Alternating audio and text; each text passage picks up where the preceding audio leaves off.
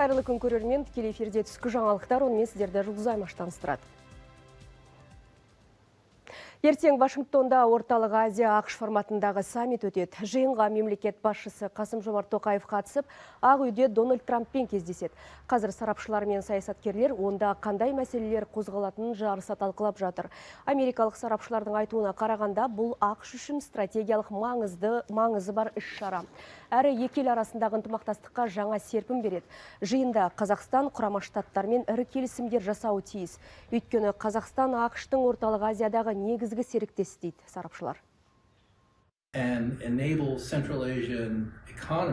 Бұл кездесу өңірді жаһандық деңгейге көтеруге, экономиканы батысқа бағыттауға жол ашады. Солтүстікке Ресей арқылы, шығысқа Қытай арқылы шығу оңай, бірақ батысқа жету үшін инвестиция қажет. Бұл саммит орталық Азия елдері үшін ақш пен ең жоғары деңгейде байланыс орнатуға жол ашады.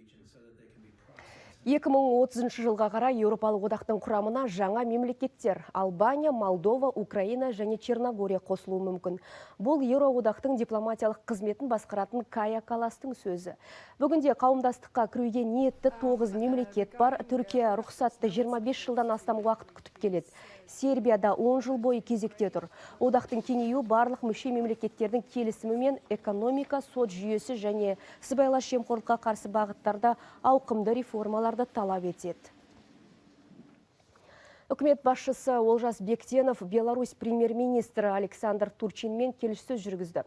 Тараптар екі жақты тауар айналымын ұлғайтуды пысықтап, инвестиция, өнеркәсіп, ауыл шаруашылығы, цифрлық индустрия сынды салалардағы серіктестікті нығайту жайын талқылады. Көлік және логистика, денсаулық сақтау, туризм бағыттары да назардан тыс қалмады. Келіссөз соңында бір қатар құжатқа қол қойылды. Олардың қатарында өнеркәсіптік кооперация саласындағы ынтымақтастықты дамытудың жол картасы, Алматы облысының әкімдігі мен Витебск облыстық атқару комитеті арасындағы сауда-экономикалық, ғылыми-техникалық, мәдени-гуманитарлық салалардағы ынтымақтастық туралы меморандум бар. Қазақстан мен Беларусь экономикалық әріптестікті жаңа деңгейге көтеруге ниетті. 5-ші іскерлік форум аясында жалпы құны 38 миллион доллардан асатын 11 келісімге қол қойылды. Құжаттар өнеркәсіп және сауда ынтымақтастығын дамытуға бағытталған. Сондай-ақ тараптар әрі қарайда ауыл шаруашылығы, логистика және инженеринг бағытында бірлескен жобаларды жүзеге асыруға дайын екенін мәлімдеді. Жалпы биылғы 7 айда екі елдің сауда айналымы 612 миллион доллардан асты. Бұл өткен жылмен салыстырғанда 14% артық.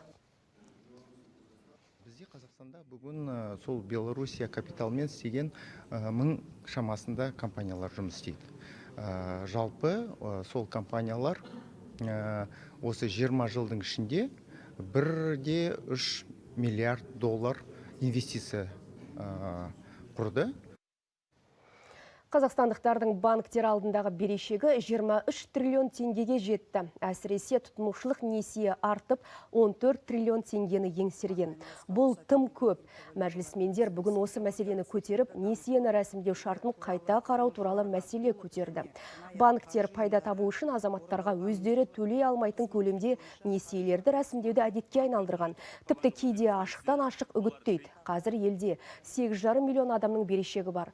Қаржы нарығын реттеу және дамыту агенттігі бүгін оны шектеу бойынша қабылданған шараларды баяндады. Тамыз айында микроқаржы ұйымдарында бір күнге просрочка болса, кредит бойынша оған да кредит беруге тыйым салынды. Осы қазан айында банктерде 30 күннен астам просрочка болса, 90 күн емес, 30 күннен астам болса, оған да тыйым салынды кредит беруге. Одан басқа біз кредиттің максимальный срогын белгіледік. Енді 5 жылдан астам тұтынушылық кредит беруге тыйым салдық. Елордада бақ өкілдерінің басын қосқан Астана Media Week 2025 форумы басталды. 3 күн бойы қатысушылар журналистиканың болашағы, жасанды интеллект дәуіріндегі медиа, ұлттық контенттің дамуы тақырыптарын талқылап, саладағы өзекті мәселелерді шешу жайын ортаға салады. Форумға біздің тілшіміз Әнуарбек Мырзатайұлы да қатысуда, ол қазір студиямен тікелей байланыста. Қайырлы күн, Әнуарбек. Дәстүрлі түрде жыл сайын өтетін Астана Media Week форумының биылғы ерекшелігі неде? Қайырлы күн, Жұлдыз. Биылғы форумға бұқаралық ақпарат құралдарының мыңнан аса өкілі қатысуда. Басым бөлігі қазақстандық телеарна, радио, газет, журналдардың қызметкерлері. Сондай-ақ олар 65 спикер бар. Олардың арасында Орталық Азия, Әзербайжан, Қытай және Еуропа елдерден келген тәуелсіз журналистер, меймандар, осы бақ саласының өкілдері бар. Сондай-ақ басты тақырыптардың ішінде дата журналистика, жасанды интеллектті дамыту және бұқаралық ақпарат құралдарындағы негізгі бағыт бағдарлар айтылатын болады. Ең басты назар әрине осы жасанды интеллектке аударылып отыр. Соның ішінде ол осы медиа саласына қалай енетін болады. Оның болашағы қандай, жалпы медиа саласында қалай көрініс табатын болады. Дәл осы жөнінде біз қазір менің қасымда тұрған Қазконтент акционерлік қоғамының басқарма төрайымы Айна Задабектен білетін боламыз. Айна Задабек қызы, қайырлы күн. Жалпы жасанды интеллект медиа саласында қалай көрініс табатын болады? Негізінде жасанды интеллекттің медиа салаға енуі толыққанды енді деп айтуға болады. Өйткені біз мысалы осыдан бір жыл бұрын Астана медиа апталығының барысында сол кезде жалпы жасанды интеллекттің медиаға енуі, құралдарды пайдалануымыз, оның жалпы қауіпсіздік мәселелері, журналистика саласының болашағы деген тақырыптарды талқылаған болатынбыз. Міне араға бір жыл салып, қазіргі уақытта спикерлердің көбі негізгі жалпы біз жасанды интеллектті пайдаланған уақытта, яғни журналистердің барлық жасанды интеллектті пайдаланып жатыр. Ал енді пайдаланған уақытта сол қандай біз тәртіппенен жүруіміз керек. Журналистиканың болашағы қалай болады? Мысалы, бұл жерде ең басты мәселе этикалық мәселе.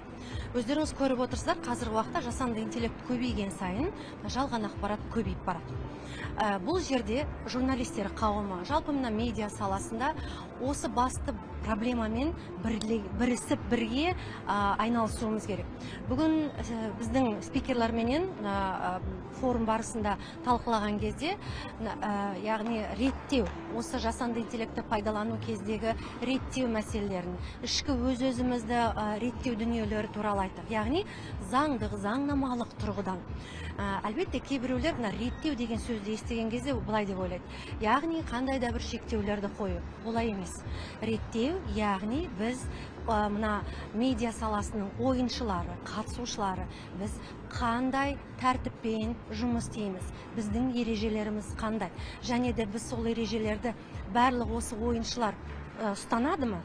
Әлде бұны бұзады ма? Егер де бұзатын болса, қандай да бір субъективті тұлғаны алатын болсақ, егер де ол сондай бір тәртіптерді бұзатын болса, яғни жалған ақпаратты тарату менен фейк ақпарат дейміз ғой.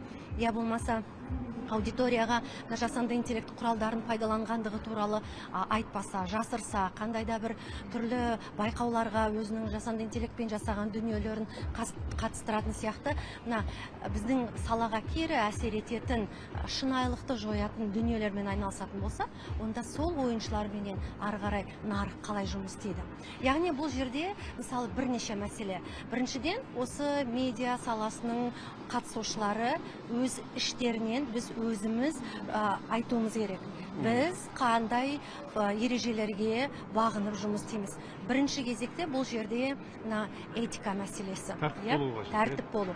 Екіншіден, бұл жерде осы тәртіптерді біз іште талқылағаннан кейін міндетті түрде мемлекеттік органдарды тартуымыз керек. Өйткені бұл міндетті түрде тек қана іште қауымдастықтың ішінде талқылану емес, сонымен қатар мемлекет тарапынан да.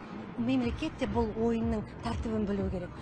Және де үшіншісі ол заңнамалық тұрғыдан. Яғни өзіңіз білесіз, таяуда ғана мәжіліс сенаттың өзгерістеріменен жасаған жасанды интеллект бойынша заңды қарап, қабылдады. Бірақ та ол жерде заңда ешқандай шектеу, я болмаса қандай да бір реттеу дүниелері ашып жазылмаған. Оның ашып жазылуының сол осы медиа саласының қатысушылары барынша атсалысуымыз керек. Сұхбатыңызға рахмет. Айта кетейік, Астана медиа уик апталығына биыл осы саладағы 9-шы рет өткізіліп отыр. Әрі бұл ақпарат құралдары саласындағы Орталық Азиядағы ең үлкен шара. Бірқатар панельдік сессиялармен өткізу көзделіп отыр. Сондай-ақ өңірлерден келген журналистер мен баспасөз хатшыларына арналған 6 бірдей шеберлік сағаттары, сондай-ақ өзге де түрлі сабақтар өткізілетін болады. Менде бар ақпарат әзірге осы. Жұлдыз. Бізбен тікелей байланысты болған әріптесім Әнуарбек Мырзатайұлы. Әрі қарай жалғастырамыз. Қазіргі уақытта келіп түскен ақпараттар легі осы 19:30-да кешкі жаңалықтарды өткізіп алмаңыздар.